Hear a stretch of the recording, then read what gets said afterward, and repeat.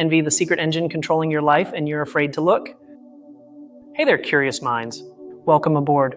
Today we're doing something a little different. We're going to embark on a shared descent, a journey through 5 increasingly profound levels of understanding to dismantle one of the most powerful and secret emotions out there. We're going to talk about envy. Yes, that uncomfortable feeling, that silent poison we've all felt, but almost no one dares to confess. But we won't approach it in the usual way, not with judgment or empty platitudes. We're going to dive deep into its depths because understanding it is literally understanding why we do what we do, why we desire what we desire, and why the success of others sometimes stings so much. And I promise you this, by the end of this journey, the way you view envy, and perhaps even the way you view yourself, will have changed forever. Level 1, the surface of the known. Let's start with the obvious, what we all already know. Envy, in its most common form, is that desire to have what someone else possesses. Put simply, you see someone's car, their job, their partner, or their talent, and a little voice inside you whispers, "I want that." It's a basic feeling we can all connect with. Another aspect living on this surface is the game of constant comparison. Nowadays, this has become our daily bread and butter, especially with social media, which acts like an endless storefront for everyone else's perfect lives. And this affects our daily behavior in very subtle ways. It's that little pang of bitterness you feel while scrolling through Instagram stories, that micro moment when someone else's happiness makes you feel a little worse about your own life. The most universal example is seeing a friend's spectacular vacation photos. You're happy for them, of course, but if you're totally honest, you also feel a painful click, an instant comparison that subtly robs you of a little bit of your own peace. And a third basic truth we all recognize, envy almost always comes hand in hand with a feeling of injustice. It's not just they have it and I don't. It's why do they have it and I don't? It's not fair. But where does this universal feeling actually come from? Its origins are incredibly ancient, a legacy of our evolution. Think about it. For our ancestors, comparing wasn't just a social habit, it was survival. Imagine 2 primitive humans. If one saw that their neighbor's cave was safer or that they had hunted more, that pang of envy wasn't a sin. It was an alarm, a signal that spurred them to seek better resources, to avoid being left behind and perishing. It was a survival mechanism. So all of this we've just discussed, the desire, the comparison, the feeling of injustice, that's just the tip of the iceberg. It's what envy appears to be on the surface. But if this is what we see on the surface, what secret mechanisms are truly driving it underneath? Level 2, the hidden mechanisms. And here's the first major revelation. Envy isn't truly about desiring what someone else has. It's about the pain you feel when you realize something you believe you are lacking. This is fundamental because it completely shifts the focus. The problem isn't the other person and their success. Envy is a mirror, a painful mirror that's pointing directly to a void or an unfulfilled desire in your own life.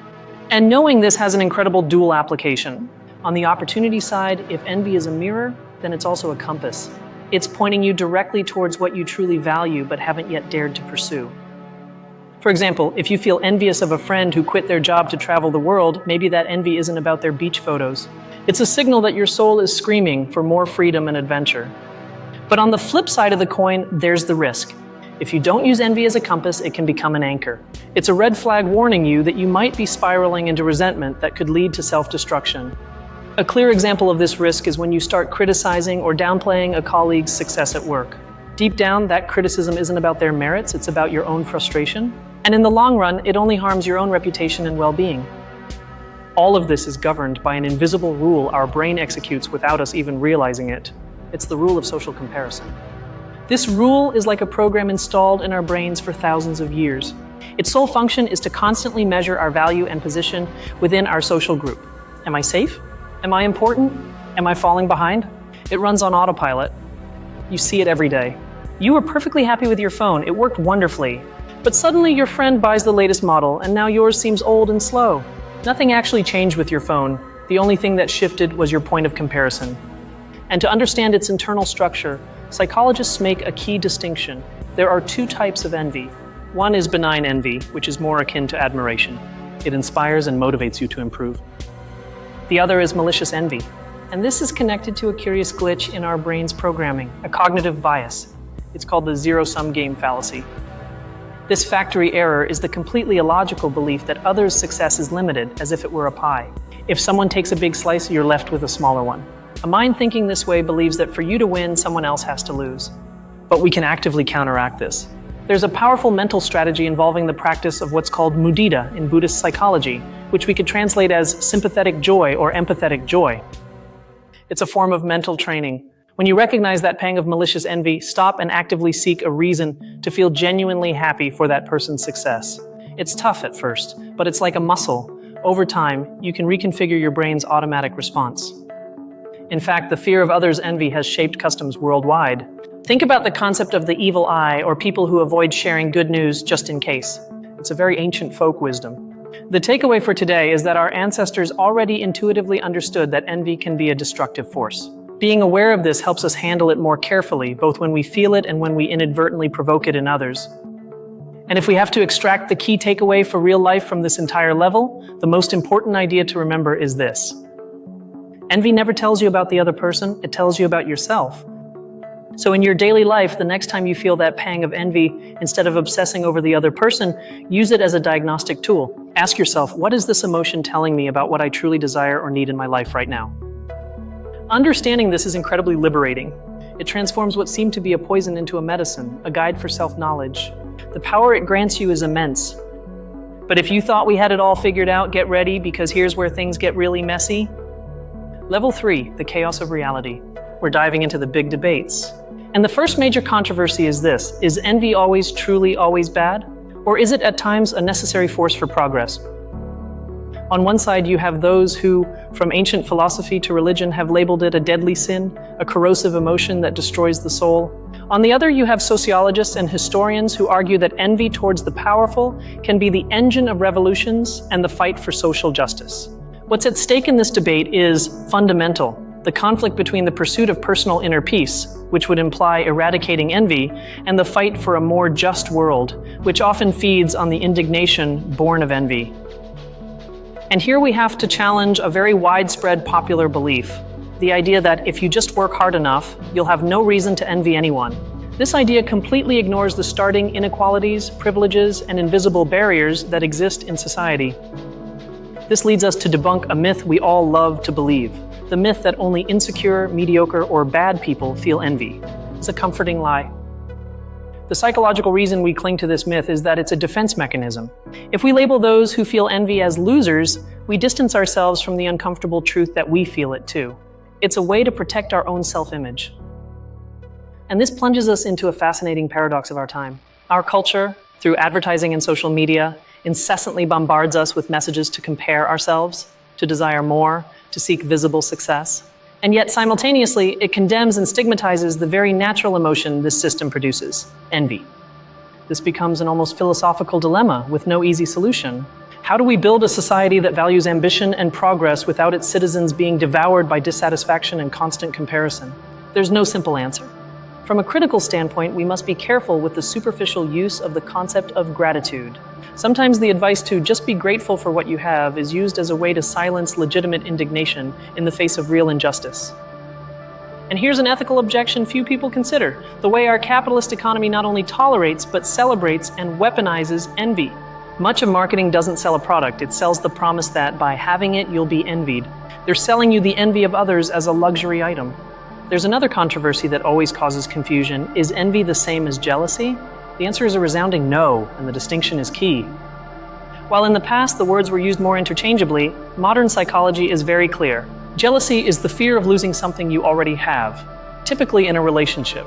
Envy, on the other hand, is the pain of not having something another person possesses. One is the fear of loss, the other is the pain of lacking. All this chaos connects envy directly to the human condition. We are, perhaps, the only animals on the planet capable of feeling envy for something as abstract as professional recognition or another person's artistic talent. It's intrinsically linked to our ability to imagine other possible lives. And this is the fundamental problem it creates for us as a species. This ability to imagine and compare condemns us to a state of almost perpetual dissatisfaction. It's one of the deepest sources of human suffering. As you can see, envy isn't just a simple negative emotion. It's a moral battlefield, a social paradox, and a psychological dilemma with no clear answers or defined sides. You've survived the chaos. Now it's time to look at the details that separate the curious from the true connoisseurs. Level 4, expert knowledge. We're getting into the niche secrets. And the first one is a German word with no exact English translation, but one we've all undoubtedly felt: schadenfreude. Schadenfreude is literally the joy one feels at another's misfortune. And what's fascinating is that neuroscience has discovered that when we feel malicious envy towards someone and then that person fails, our brain actually activates its reward centers. It feels a small, subtle pleasure. Here's the analogy. Imagine your brain, when feeling envy, processes that sensation in the same area as physical pain. Researchers in Japan discovered this using MRI scans. Feeling intense envy is for your brain like taking a physical blow. Literally, it hurts. Now let's talk about a key but often overlooked figure in this discussion, the 19th century Danish philosopher Søren Kierkegaard. His reflections on envy are overwhelmingly profound. Kierkegaard was a secret hero in this intellectual battle. He saw envy as the great enemy of authenticity. He argued that when we envy, we stop building our own unique self, our singular life, and instead begin living in constant reaction to the lives of others. We become mere reflections. There's also an alternative, almost rebellious theory that proposes the possibility of envy-free societies. Some anthropologists suggest that certain hunter-gatherer tribes with extremely egalitarian social structures and a strong emphasis on sharing managed to minimize envy to the point of almost making it disappear. And here's a completely different and unconventional perspective. Think of envy as a form of admiration that's been corrupted. It's admiration that's been hijacked by the pain of feeling inferior or by the frustration of your own unfulfilled dreams. Now for a counterintuitive detail from scientific research. A study from the University of California, San Diego, found something that completely clashes with everything we think. They discovered that feeling a mild, benign envy can actually improve our performance in certain tasks, sharpening our memory and attention to detail. This directly clashes with our intuition because we typically associate envy with a blind, irrational, and destructive emotion. The idea that a version of it could actually make us mentally sharper is utterly surprising. And here's one last expert detail that connects several ideas we've already touched upon. Remember the difference between benign envy, the kind that inspires, and malicious envy, the kind that wishes ill upon others? Well, brain scans show that malicious envy is what actually activates the pain areas in the brain. And here's the aha moment. This means that the type of envy we choose to feel physically changes the experience in our brain. We can choose between a path that leads to pain and resentment, or one that, though uncomfortable, leads to motivation and self-improvement.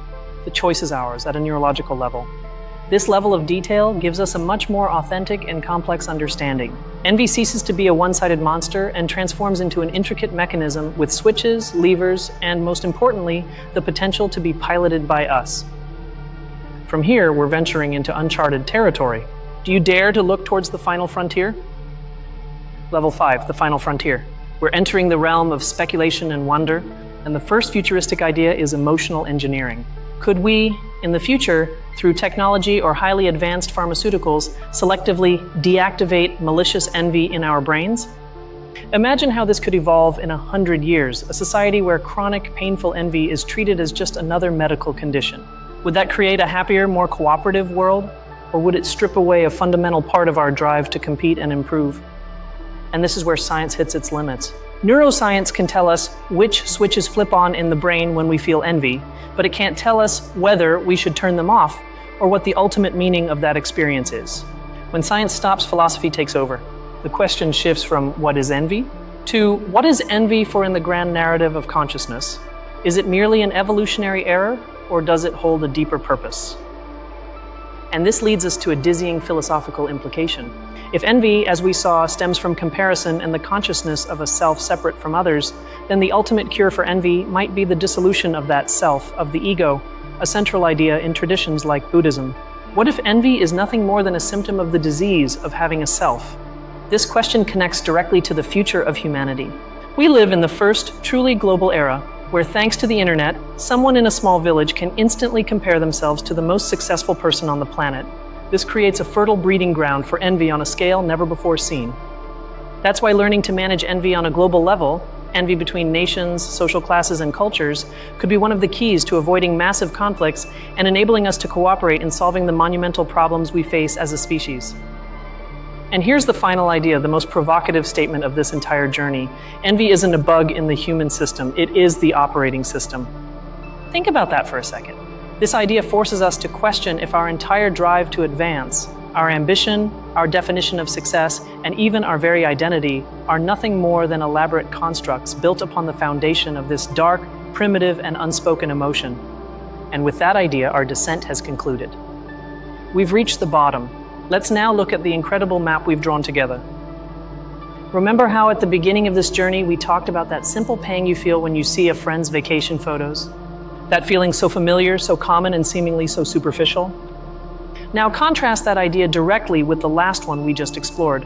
The possibility that that very same pang is a fundamental piece of the operating system of human consciousness, a force that, on a global scale, could influence the future of our civilization.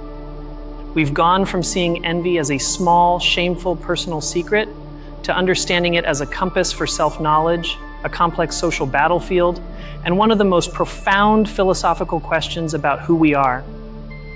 So what idea from this entire journey resonated with you the most? Was it discovering that envy activates the same brain regions as physical pain, or the revelation that it can be your ultimate guide to discovering what you truly value in life? Whatever your answer, I want to sincerely thank you from the bottom of my heart for your time, your attention, and your courage in accompanying me on this exploration. I'd love to read your own reflections in the comments below. This is exactly the kind of topic that's enormously enriched when we turn it into a conversation. If you're passionate about these deep dives into understanding the world and yourself, make sure to subscribe and hit that notification bell so you don't miss our next journey. And if you think this video could shift someone's perspective, please share it. Keep questioning, keep exploring, because the most fascinating answer is always one level deeper. So what will you do the next time you feel that pang?